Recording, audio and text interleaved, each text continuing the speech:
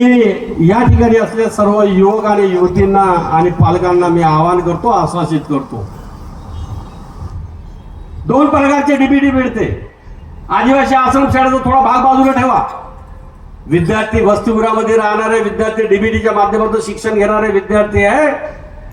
मी या ठिकाणी असलेल्या पालकांना, विद्यार्थ्यांना, माझ्या पत्रकार बांधवांना सर्वांना आवाहन करतो, यानंतर डीबीटीचा पैसा रेग्युलर मिळेल, कधी अनियमित होणार नाही, अशा प्रकारचं सर्वांना आवाहन करतो.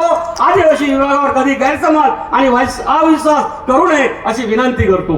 कारण सातत्याने नियमितपणे येते सर डीबीटीच्या बाबत विषय येतो, आंदोलन करते. असा प्रकार भविष्यात पडताना मी काही करील, परंतु डीबीटीचे पैसे शिल्लक राहील, कमी पडणार नाही, अशा प्रकारचा धोरणात्मक निर्णय घेऊन माझा मुलगा, माझी मुलगी डीबीटीच्या मानधनापासून वंचित राहणार नाही, अशाच प्रकारचा आम्ही धोरणात्मक निर्णय घेतले असल्यामुळे तो प्रभावीपणे अंमलबजावणी केल्याशिवाय राहणार नाही, असं सुद्धा या ठिकाणी मी सर्वांना आश्वासित करतो. महिला सक्षमीकरणाच्या बाबत आमच्या विभागाच्या माध्यमातून शबरी आदिवासी विकास विभागाच्या माध्यमातून बऱ्याच भगिनी आम्ही तिथून स्टॉल पाहत आलो. महिलांच्या चेहऱ्यावर हास्य होतं, खुश होत्या. आम्ही कुठेतरी रोजगार मिळाला आम्हाला.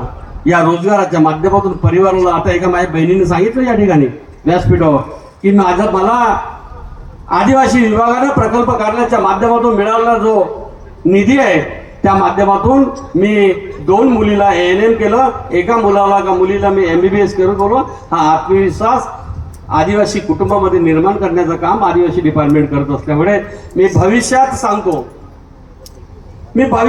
प्रकल्प अधिकारी साहेब, ATG साहेब, आमचे मुलं आणि मुली फक्त हरिचंद्र भाऊ, फक्त आता आपण रोजगार आणि रोजगारावर न राहता, राजेंद्र भाऊ, आता आपण रोजगार आणि रोजगारावर न राहता भविष्यात आपले मुलं आणि मुली पायलट आणि हवाई सुंदरी झाल्या पाहिजे, अशा प्रकारचा संकल्प भविष्यात केला पाहिजे. आमचे मुलं पायलट आणि हवाई सुंदर जेव्हा होईल तर असा आदिवासी समाजाप्रती पाहाचा जो विचार आहे, मन आहे, बदलला पाहिजे. अशा प्रकारचं भविष्यामध्ये आदिवासी विभागाच्या माध्यमातून, शबरी आदिवासी विकास विभागाच्या माध्यमातून तशा प्रकारचा प्रोग्राम केला. येणाऱ्या काळामध्ये तशी योजना आम्ही राबवणार हे निश्चय केलेला आहे. आणि निश्चितच माझ्या हजारो आदिवासी मुलं आणि मुली पायलट आणि हवाई सुंदर झाल्याशिवाय राहणार नाही, अशा प्रकारचा सुद्धा आदिवासी विभागाच्या माध्यमातून संकल्प केला. तो आमचा संकल्प निश्चितच सार्थक ठरेल, निश्चित पूर्ण होईल, अशा प्रकारची सुद्धा अपेक्षा करतो.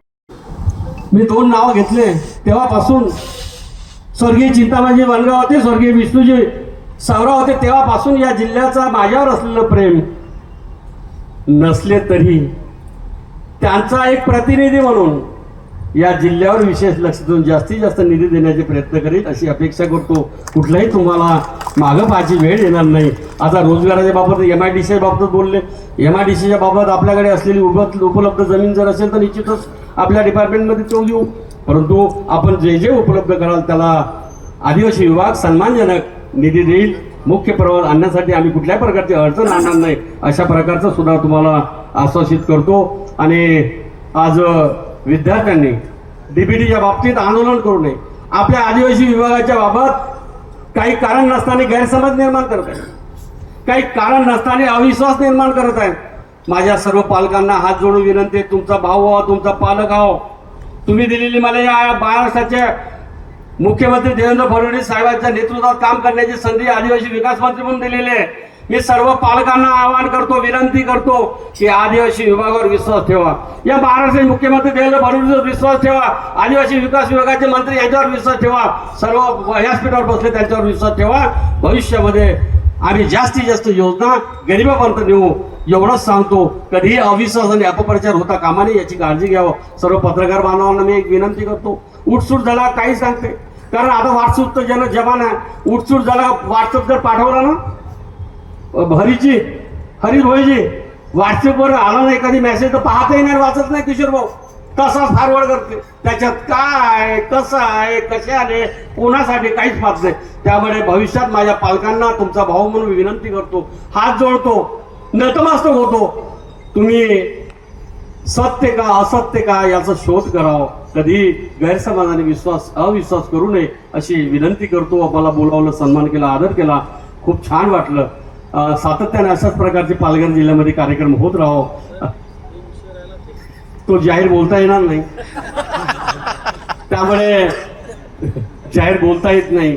त्यामुळे निश्चितच आता पत्रकार परिषद माझ्या पत्रकार बांधवांना विनंती करतो की आपण निश्चितच या जिल्ह्यामध्ये आल्यामुळे आदिवासी विभागाने समाजसेवक सर्व कार्यकर्ते पदाधिकारी जिल्हा परिषदेच्या अध्यक्षापासून तर उपाध्यक्षापासून सभापतीपासून सर्व अलर्ट झाले. बा यानंतर हा जिल्हा थांबणार नाही आहे, जिल्हा धावणार आहे अशा प्रकारची भूमिका ठेवून सर्व पत्रकार बांधवांनी अतिशय प्रामाणिकपणे तशा प्रकारचं मत व्यक्त करावं, सहकार्य करावं.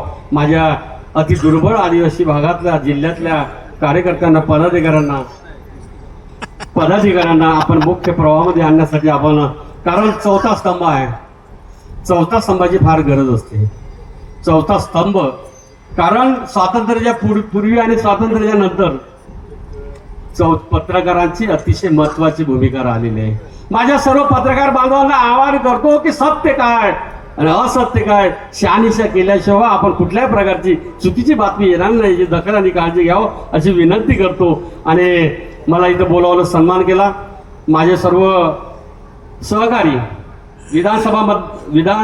विधिमंडळाचे सर्व सहकारी अधिकारी आमचे पदाधिकारी सर्व, आता कोणाचे नाव सुटले असेल त्यांनी सर्वांनी समजून घ्यावं. आणि निश्चितच आपला जिल्हा कसा पेसाचा बराचसा अभ्यास आहे. खरी जर अडचण आली पालघर जिल्ह्यापासून जे सुरुवात झाली, राजेंद्र भाऊ तुम्हालाही माहित आहे, हरिचंद्र भाऊ तुम्हालाही माहित आहे, खासदार साहेब तुम्हालाही माहित आहे, पेसाची नोकर भरती किशोर भाऊ सुरू झाली होती, 100% सुरू झाली होती. पोराच्या निवडही झाल्या आणि या मुलांनी 6 महिने आपल्याला सांगलंच नाही. जेव्हा वेळ योग्य ती वेळ आली, अडचणीत आले तेव्हा आपल्याकडे आले. जर कदाचित ज्या संस्था कुठल्या संस्था विरोधात गेल्या याची कल्पना तुम्हाला मला माहित आहे, अभ्यास आहे आपला. पेसा अंतर्गतले 17 पद जे आहे त्या 17 पदापैकी 3 पदाच्या काल परीक्षा झाल्या. 3 पदाच्या राहिले किती आता 17 पैकी 14 पदाची भरती या 6 महिन्यात 100% आदिवासी विभाग करेल असं सुद्धा सर्वांना आश्वासित करतो. आणि आज शेवटचं आज बऱ्याच अडचणी 5,000 वाला, कोणी 10,000 वाला, कोणी 50,000 वाला बोलले आमचे लाभार्थी. ही पहिलं व्यासपीठ असं पहिलं लाभार्थ्यांना बोलण्याची संधी, लाभार्थ्यांनी मत मांडण्याची संधी, हे पहिलं व्यासपीठ आहे. आणि ते फक्त आणि फक्त कोण करू शकते? आदिवासी विभागच करू शकते. आदिवासी विभाग फक्त लाभार्थ्यांना सन्मान आणि सत्कार करू शकते, हे आम्ही सिद्ध करून दाखवलं. त्यामुळे फार काही चिंता करायची गरज नाही. येणाऱ्या काळामध्ये 5,000 बंद न्यूक्लियस बजेटचे, 10,000 बंद, काही किराणा दुकान 5,000 द्यायचे नाही. आता याच्यानंतर न्यूक्लियस बजेटमध्ये 50,000पासून तर 2 लाखापर्यंतची मुदत वाढवण्यात एवढा आदिवासी डिपार्टमेंटने निर्णय घेतला. त्यामुळे आता काही विषय 5,000 10,000 ठेवत गेले दिवस. आणि एडीसी साहेब आहे, पीओ साहेब आहे, तुम्हाला सूचना आहे, या भागातला असलेला आदिवासी समाज, या भागातलं आदिवासी समाजाचं कल्चर अशा प्रकारचं एक तुमचं प्रस्ताव बनवा. नेमक्या कुठल्या योजनेची गरज आहे? नाही ते का होते, योजना प्रकल्प काढला बनवल्यानंतर यवतमाळची योजना इथं जर बनवली तर काही फायदा नाही. या ठिकाणचं जे कल्चर आहे, या ठिकाणी जे अपेक्षित आहे तशा प्रकारच्या योजना बनवा. आणि त्याची वेळ ठरली पाहिजे. कारण बऱ्याच ठिकाणी आदिवासी विभागाच्या योजनेची अंमलबजावणी शेवटच्या मार्च महिन्याच्या शेवटच्या आठवड्यात होते. तसा प्रकार भविष्यामध्ये आता आपल्या काळात चालणार नाही. आता आणि फक्त जाहिरात देऊन लाभार्थ्याची निवड झालेल्या लाभार्थ्यांना लाभ टप्प्याटप्प्यानं, म्हणजे जुलैमध्ये किती, सप्टेंबरमध्ये किती, फेब्रुवारीमध्ये किती, अशा प्रकारचा टप्प्याटप्प्यानं निधी द्यायचा संकल्प करावा, तशा प्रकारचं नियोजन करावं. एकदाच मार्चमध्ये पैसे दिले आणि लाभार्थी निवडला असं भविष्यामध्ये आमच्या डिपार्टमेंटमध्ये प्रकार घडणार नाही असं सुद्धा सर्वांना आश्वासित करतो. शिक्षकाच्या बाबतीत अनुदानित आश्रमशाळा जी आहे त्याची थोडीशी अडचण आहे. बऱ्याच ठिकाणी अनुदानित आश्रमशाळेच्या ठिकाणी शिक्षक नाही.